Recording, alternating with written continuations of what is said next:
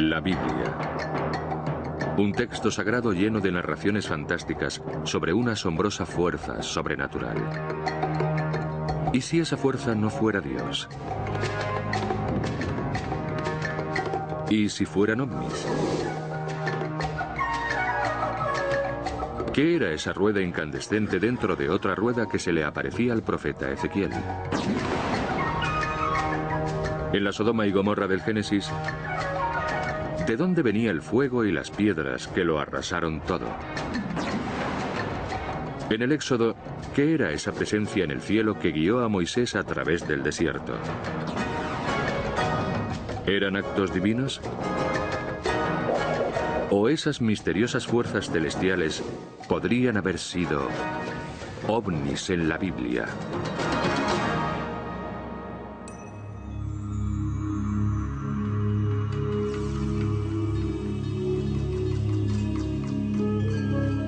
A lo largo de la Biblia se suceden misteriosos fenómenos aéreos que alteran el curso de la historia humana. Para los eruditos religiosos, estos relatos son la prueba infalible de la presencia de Dios y de las acciones divinas. Pero algunos investigadores modernos defienden una teoría diferente. Tal vez esas historias relaten verdaderas visitas alienígenas.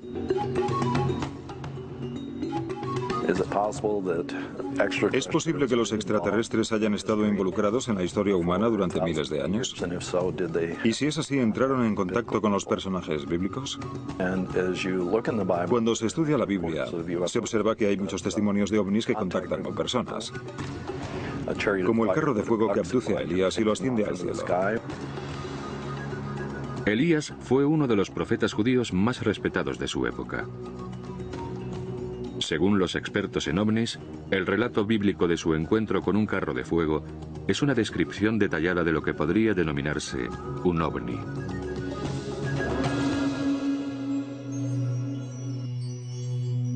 El encuentro tuvo lugar cuando Elías recorría el río Jordán acompañado de su sucesor.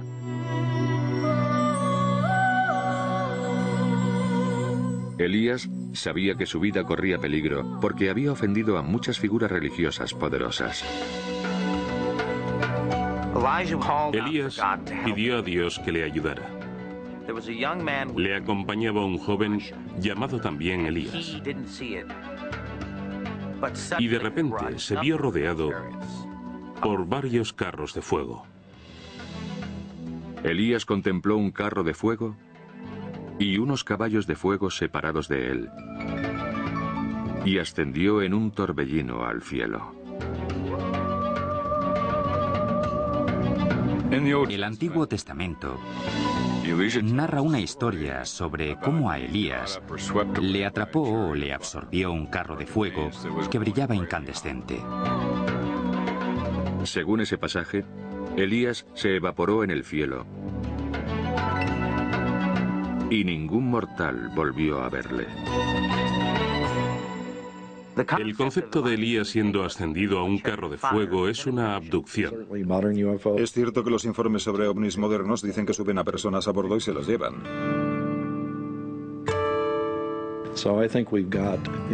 Creo que lo que aparece en esos informes es algo muy parecido a lo que se llevó a Elías al cielo.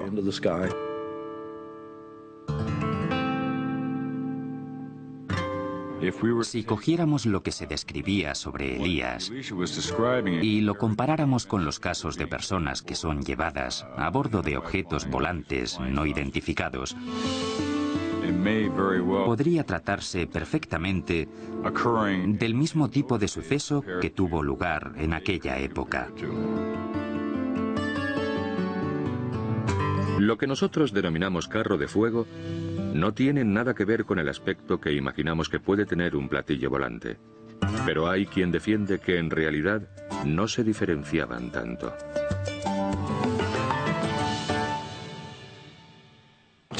Carro es un término que significa algún tipo de transporte. Y en aquella época, lo más parecido a lo que podían comparar un platillo volante era un carro. Era un modo de transporte que resplandecía y tenía un aspecto brillante. Se trataba seguramente de la única asociación que podían encontrar para esos transportes celestiales.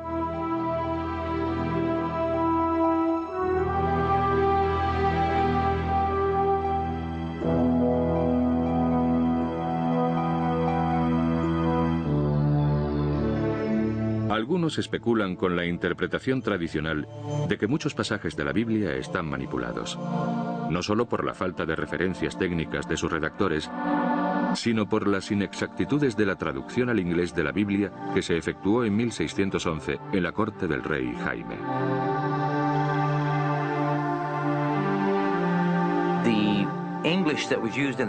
El inglés utilizado en la corte de Inglaterra en el siglo XVII era diferente del inglés que utilizaba el pueblo llano por un motivo específico. Porque los cortesanos querían diferenciarse de los plebeyos. Para comprender mejor el significado original de los textos bíblicos, los investigadores se remiten al libro Concordancia Exhaustiva de Strong. Es un libro publicado en 1890 con un índice alfabético de cada palabra que aparece en la Biblia y una lista de todas las veces en que aparece esa palabra y de los contextos en los que se utiliza. Basándose en este libro, algunos investigadores creen haber descubierto otra conexión entre el relato de Elías y los ovnis. En la versión del rey Jaime, Elías cuenta que ascendió al cielo. Pero algunos creen que no se refería al reino de Dios.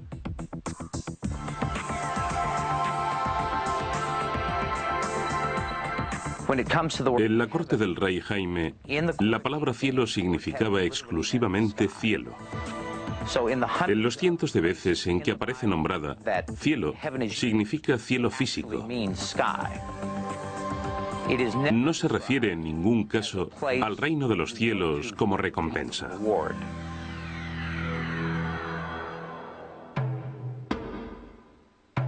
Las historias bíblicas sobre extraños sucesos celestiales no son las únicas fuentes antiguas que describen ovnis. Las creencias religiosas en las que aparecen ovnis están presentes en todas las culturas. Están presentes en los textos más antiguos de los sumerios. Aparecen pintados en las paredes de las tumbas egipcias. Los yogis y los lamas de Oriente los llaman imanas o carros de los dioses. Hace miles de años, la cultura nazca del Perú, en una hazaña de precisión magistral, diseñó unas rayas perfectamente rectas que se extendían por el paisaje con una longitud de casi 60 kilómetros y una anchura de 1,5 kilómetros. Algunos expertos en ovnis se preguntan si ese diseño, que se parece a los modernos aeropuertos, no se habría utilizado como pista de aterrizaje de naves espaciales alienígenas. Las líneas se interseccionan formando enormes figuras geométricas e incluyen dibujos de insectos, mamíferos y un misterioso ser humanoide. Hay quien dice que se parece a un astronauta. Pueden contemplarse desde el cielo, y hay que preguntarse si no las dibujarían para impresionar a seres que volaban por él. La cultura que los dibujó intentaba por lo menos captar la atención de los seres espaciales que sabían que existían. Hay otras civilizaciones antiguas que también creían ser visitadas por seres extraterrestres. Kukulcán, el dios principal de los mayas, había descendido del cielo para enseñarle sus complejos conocimientos tecnológicos y matemáticos.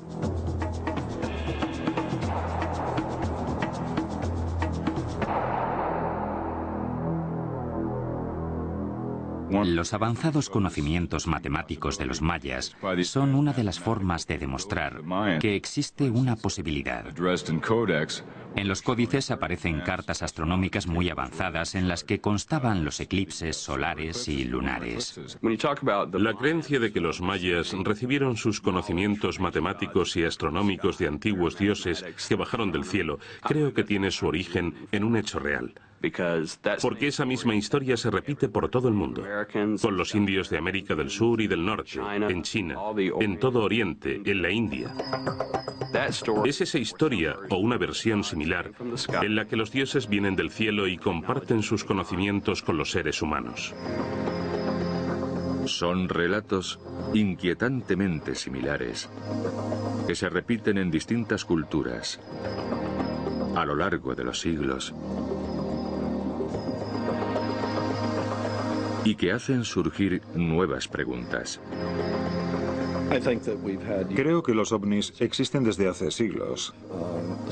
Creo que han sobrevolado la Tierra e incluso han aterrizado y han entablado contacto.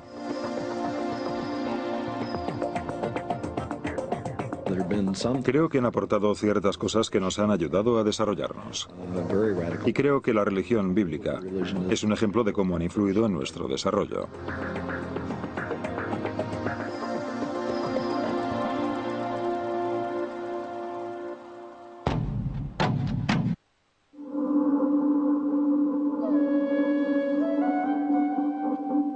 El éxodo de los judíos de Egipto fue un momento clave en el desarrollo de la religión judeocristiana.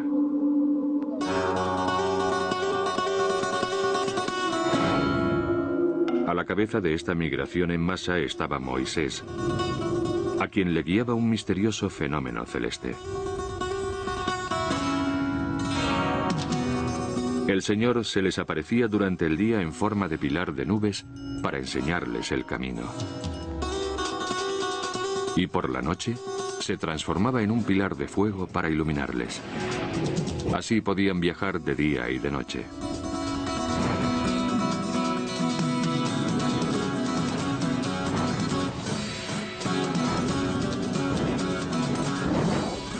Es un elemento de la historia especialmente intrigante para los modernos expertos en ovnis. ¿Quién o qué era ese protector?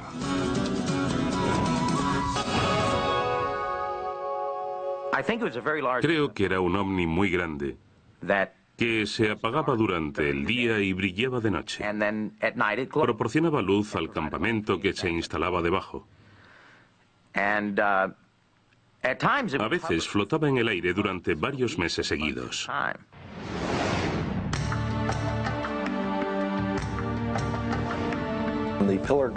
El pilar de nubes de día y de fuego de noche que guió el éxodo era un objeto en el cielo que aparentemente contenía algún tipo de ente inteligente que se comunicaba oralmente con Moisés durante todo el camino. El ovni jugaba al juego de seguir al jefe y el ovni era el jefe. Aunque inicialmente el faraón permitió el éxodo de los judíos, luego cambió de opinión y se lanzó sobre ellos con todos los carros de Egipto y cientos de sus hombres. Fue una persecución que condujo a uno de los acontecimientos más espectaculares de la Biblia, cuando los ejércitos del faraón alcanzaron a los israelitas a orillas del Mar Rojo.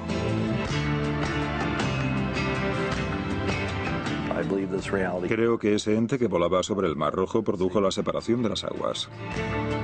Hay una teoría que afirma que el sistema de propulsión del objeto extraterrestre apartó las aguas permitiendo a Moisés y sus seguidores cruzar el mar. Después, el Señor le dijo a Moisés que extendiera su mano sobre el mar para que se tragara a los egipcios, a sus carros y a sus jinetes. En mi opinión, la separación de las aguas estuvo causada por algún tipo de fuerza antigravitatoria. Las gentes de la Biblia no habrían sabido cómo explicarlo ni aunque lo presenciaran. Pero creo que si alguien lo hubiera presenciado en la era moderna, nos podrían haber transmitido una versión científica de lo que a los antiguos les pareció sobrenatural. Incluso después de escapar a los egipcios, los judíos tuvieron que enfrentarse a un arduo viaje hasta su tierra prometida de leche y miel. El camino se lo indicaba una nube que los guiaba y protegía a la vez.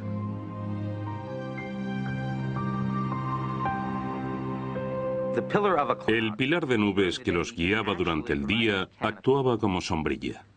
La zona en la que viajaban era un desierto con temperaturas de hasta 50 grados y tardaron 40 años en llegar. El pilar lanzaba maná a los judíos para alimentarlos durante los 40 años que duró su éxodo. Así los mantuvo vivos en el desierto mientras se gestaba un enorme proyecto de acondicionamiento religioso a manos del ente extraterrestre. Algunas interpretaciones modernas afirman que el ovni les proporcionó mucho más que alimento y refugio. Cuando los israelitas se acercaban a las laderas del monte Sinaí, el pilar de nubes volvió a comunicarse con Moisés. El Señor le dijo a Moisés que se levantara temprano y subiera al monte Sinaí, y que se presentara ante él en lo alto de la montaña. Cuando Jehová aterrizó sobre la cima, advirtió a la gente que se apartara, pero permitió subir a Moisés. Y aparentemente, Moisés subió la nave que había sobre la montaña. Entonces, Moisés subió a la montaña, que quedó cubierta por la nube.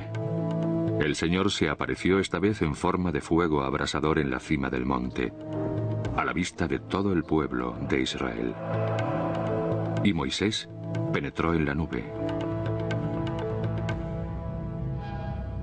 Los teóricos modernos especulan con que el tiempo que estuvo en la montaña lo pasó en el interior de un ovni. Y cuando llegó a la montaña le sudaba la cara.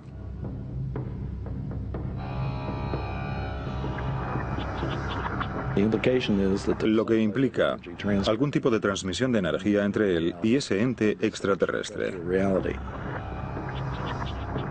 Cuando Moisés bajó del monte Sinaí, llevaba en sus manos los 10 mandamientos, las leyes supremas para su pueblo.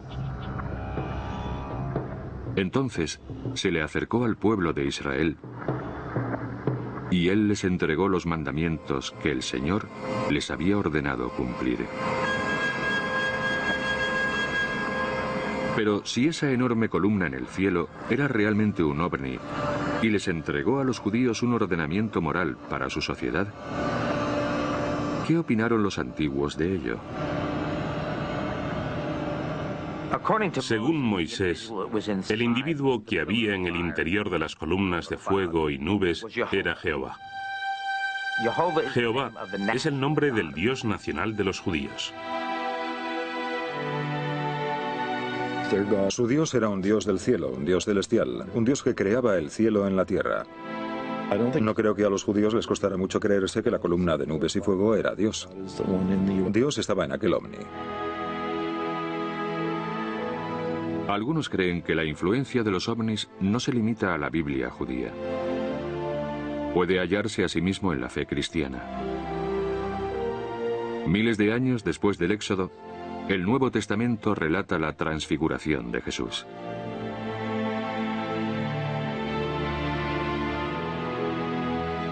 Y se transfiguró ante testigos.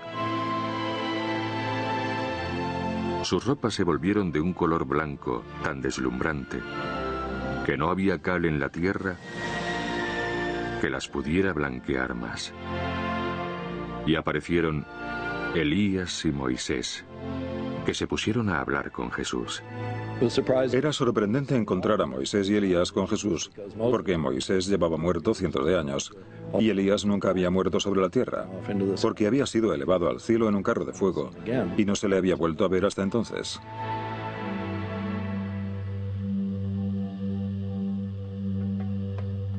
¿Eran los carros de fuego de Elías y la nube brillante de Moisés en el monte Sinaí el mismo ente?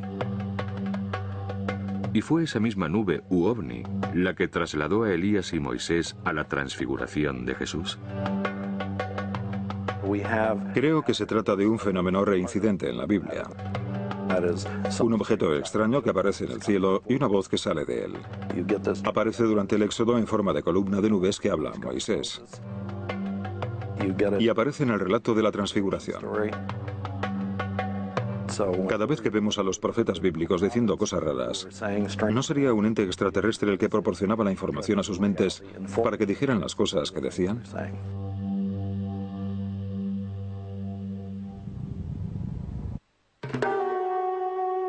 Más de medio milenio antes del nacimiento de Cristo, un grupo de exiliados judíos se hallaba cautivo a orillas del río Kebar.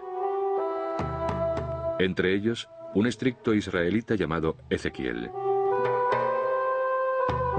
Se había convertido en profeta prediciendo la caída del reino de Israel. También predicó el mensaje de la esperanza y la salvación. Pero antes, Ezequiel había sido secuestrado por un ente celestial. Cuando miré, había un viento tormentoso del norte aproximándose. Y una gran nube rodeada de brillo con un fuego continuo encendido. Y en medio del fuego se hallaba el bronce más resplandeciente. Ezequiel creyó que ese suceso fue un encuentro con Dios.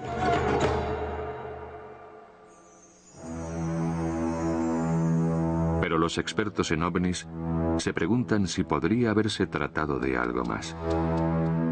Los investigadores de ovnis han analizado y estudiado el relato detallado de Ezequiel sobre este encuentro más que ningún otro pasaje de la Biblia. Y creen que se trata de un encuentro con alienígenas. Vi una rueda sobre la tierra. En cuanto al aspecto de la rueda y de su fabricación, brillaba con el resplandor de una luz de cristal. Ezequiel describe un objeto metálico volante, giratorio y brillante, que asciende y aterriza delante de él. En la era moderna se han observado objetos metálicos volantes, giratorios y brillantes que ascienden y descienden, igual que los descritos en la Biblia.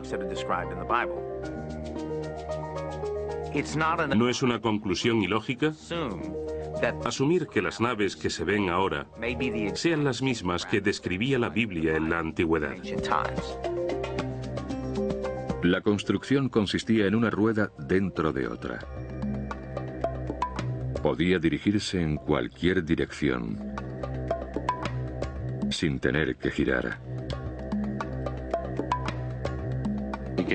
Se nota que a Ezequiel le costaba mucho describir su visión.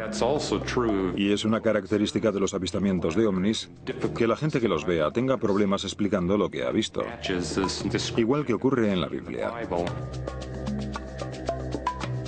Las 4 ruedas tenían bordes con pinchos y estaban circunvaladas por ojos.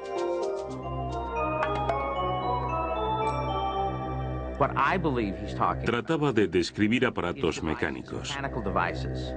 Y en esa época no existía ningún aparato mecánico. La rueda era el aparato más sofisticado con el que contaban. Cuando las ruedas flotaban encima suyo, Ezequiel pensó que estaba contemplando algo sobrenatural. Pero, ¿y si se trataba tan solo de alta tecnología? ¿Cómo iba a poder diferenciar lo sobrenatural y lo tecnológico? Cuanto más sofisticada es una tecnología, más sobrenatural parece. Y de ella surgieron lo que parecían 4 criaturas vivientes. Seguían a su espíritu donde quiera que fueren.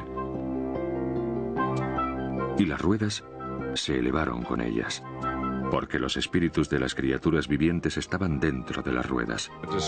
Describe un objeto que sale de la montaña y deja salir de su interior algún tipo de vida inteligente.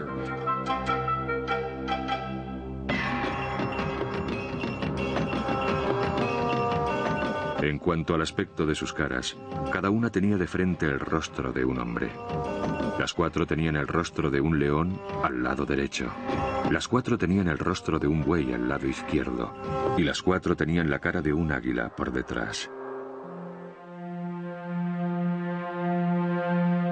En aquella época, no había nada similar en el cielo. No había aviones, ni helicópteros. No había cometas, ni siquiera globos. En su época, nada se movía, a no ser que estuviera vivo o alguien lo moviera. Por eso, empleó la analogía de criaturas vivientes. Sobre las cabezas de las criaturas vivientes había la representación de un firmamento brillante como el cristal. Y cuando se fueron, oí el ruido de sus alas, similar al sonido de muchas aguas, como el sonido del trueno del Todopoderoso. Ve un firmamento, un objeto muy grande. Muchos ingenieros que han estudiado el tema opinan que se trata de aparatos de aterrizaje. Describe luces que suben y bajan, anillos de luces centelleantes que lo rodean. Habla de un ser que sale de la nave, del firmamento encima de él, y le habla.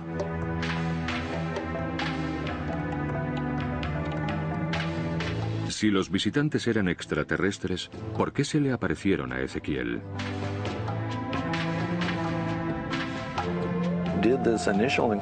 Este encuentro pudo sumir a Ezequiel en un estado de control mental que le impulsó a escribir su largo libro de profecías sobre el futuro de Israel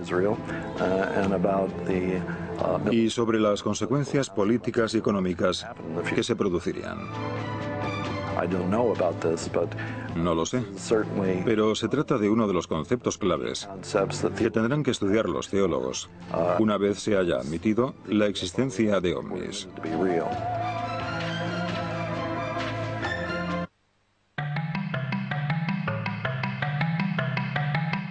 Ángeles. Los mensajeros de Dios. Sus imágenes etéreas aparecen en el arte y la arquitectura a lo largo de los milenios por todo el globo. Mencionados cientos de veces en la Biblia, los ángeles estaban presentes en algunos de los acontecimientos más significativos de la historia antigua.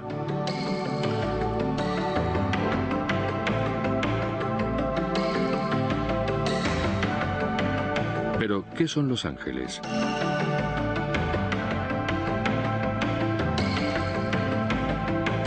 Algunos expertos en ovnis se preguntan si los ángeles y los alienígenas son lo mismo.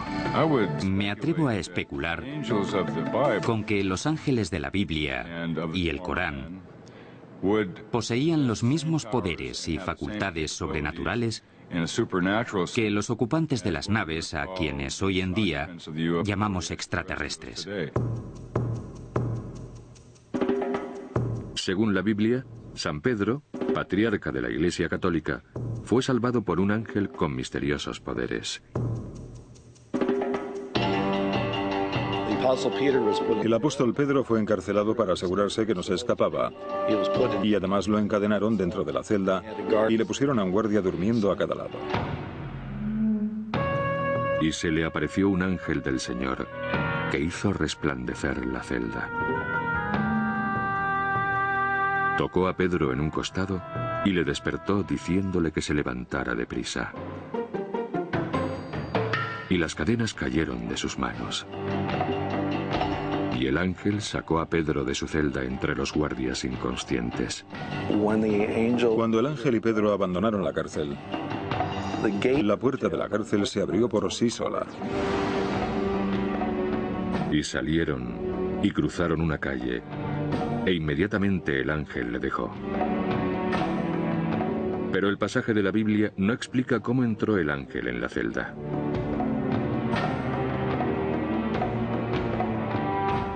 La respuesta puede que sea que el ángel tenía la capacidad de atravesar paredes sólidas. Un dato que aparece a menudo en los informes sobre ovnis modernos. Los teóricos modernos también han examinado otros pasajes angélicos de la Biblia en busca de posibles conexiones con extraterrestres. Han encontrado muchas descripciones de sucesos similares a encuentros con alienígenas. A menudo los ángeles transmiten su mensaje mediante visiones y sueños. Los alienígenas del espacio utilizaban nuestra mente inconsciente, nuestros sueños para informarnos de su voluntad. Eso ocurre, por ejemplo, en Mateo 2. Y un ángel del Señor se le apareció a José en un sueño. Levanta, coge al niño y a su madre y huye a Egipto. Y permanece allí hasta que yo te lo diga. José es advertido en un sueño de que ha de abandonar la ciudad a toda prisa, porque Herodes va a intentar matar a Jesús. Atendiendo a su sueño, José puso a su hijo a salvo del peligro y salvó la vida de Jesús.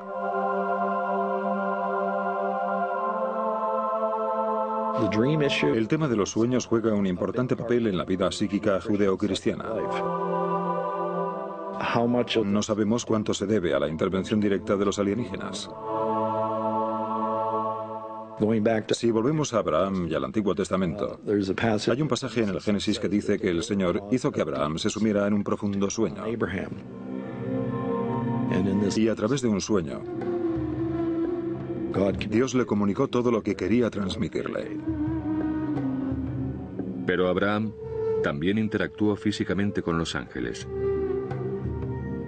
Aunque se sabía que eran seres sobrenaturales, estas criaturas celestiales eran a menudo confundidas con meros mortales.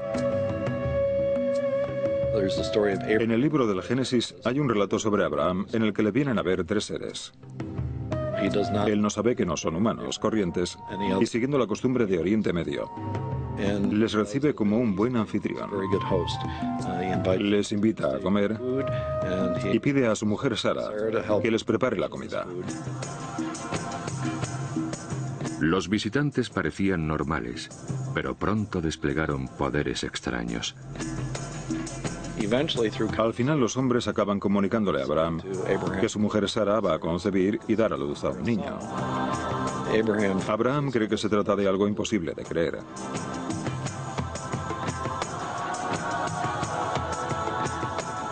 Su mujer Sara, que estaba fuera de la tienda, lo escucha y se ríe por dentro, pero sin hacer ruido. Y los tres hombres la acusan de haberse reído.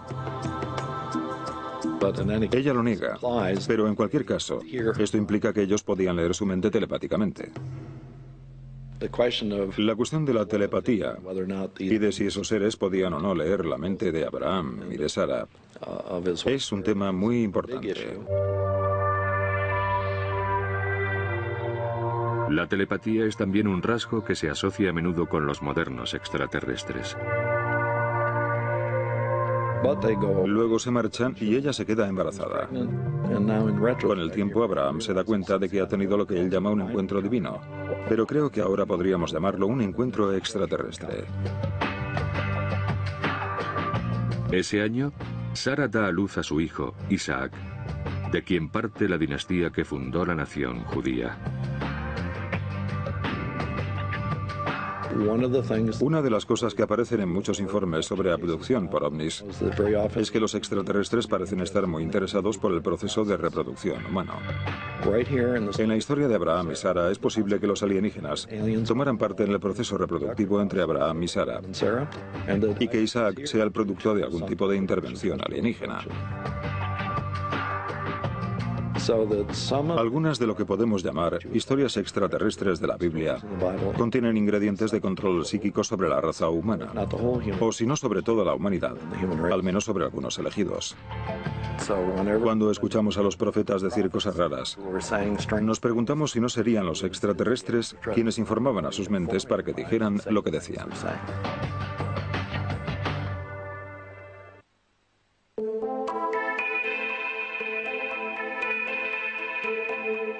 La mayoría de los acontecimientos de la Biblia que los expertos en ovnis definen como producidos por una inteligencia extraterrestre suelen tener efectos benignos o beneficiosos. Pero no siempre es así. Por ejemplo, en el caso de la destrucción de Sodoma y Gomorra. Según cuenta la Biblia, los habitantes de estas dos ciudades hermanas eran tan pecadores y degenerados que no había esperanza de reconducirlos por el buen camino. La única solución era el exterminio total.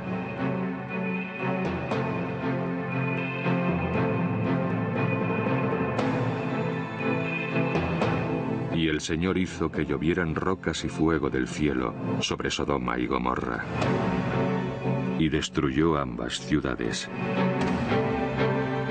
En su libro de 1968, Recuerdos del futuro, Eric von Däniken sostiene una teoría distinta sobre la destrucción de Sodoma y Gomorra.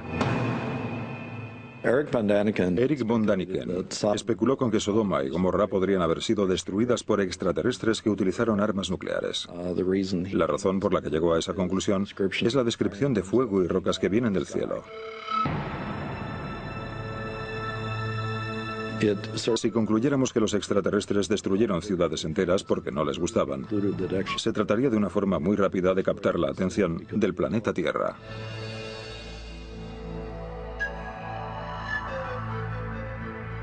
Sin embargo, existen otras teorías sobre la destrucción de esas ciudades. Algunos creen que la historia podría haberse empleado como advertencia mitológica.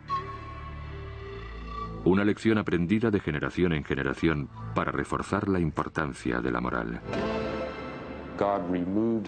Dios exterminó a los sodomitas y a los ciudadanos de Gomorra. Cayeron del cielo fuego y piedras que los borraron de la faz de la tierra. El texto nos enseña que cuando una civilización degenera, no puede salvarse. La otra forma de entender lo de Sodoma y Gomorra es que si esas ciudades realmente existieron y fueron destruidas por una catástrofe natural. Es una metáfora del concepto religioso de que el hombre es malvado y merece un castigo a su maldad. Las investigaciones arqueológicas han arrojado cierta luz científica sobre esta antigua historia.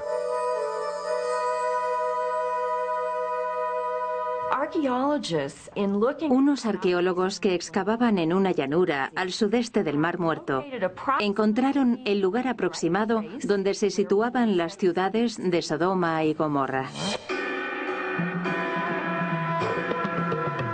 Los restos de esas ciudades, que se llamaban Babadra y Numeria, proporcionan datos valiosos para esclarecer la verdad sobre Sodoma y Gomorra. En Babadra se puede observar que se produjo una hecatombe en el montículo donde se asentaba. En Numeria existe un estrato de cenizas que sugiere que la ciudad sufrió un incendio.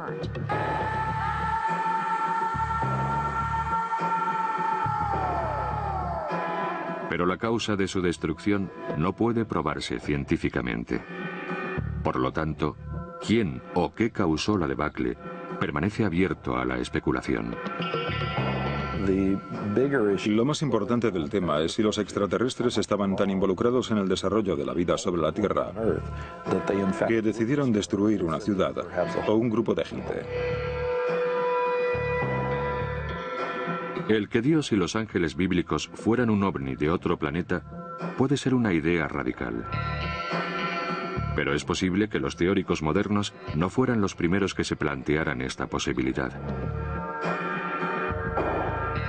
En el siglo XV surgieron obras de arte que representaban escenas bíblicas, con misteriosos objetos volantes flotando en el cielo. Encuentro que el arte renacentista es muy intrigante. Hay imágenes de ovnis con la imagen de la Virgen y de Jesús crucificado. A veces se pintan al fondo pequeños puntos negros u ovnis en forma de platillo con una cúpula encima. Y se trata de obras de arte realizadas 1500 años después de que ocurrieran los hechos.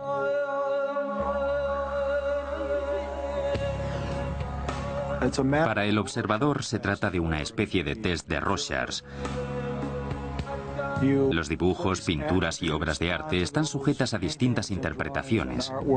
Pueden ser sombreros o partes de una vajilla, o cualquier cosa con una forma similar, pero no necesariamente platillos volantes. Pero cada vez hay más gente que cree que los ovnis existen y que son alienígenas. Incluso la religión organizada no ha descartado por completo la posibilidad de vida extraterrestre.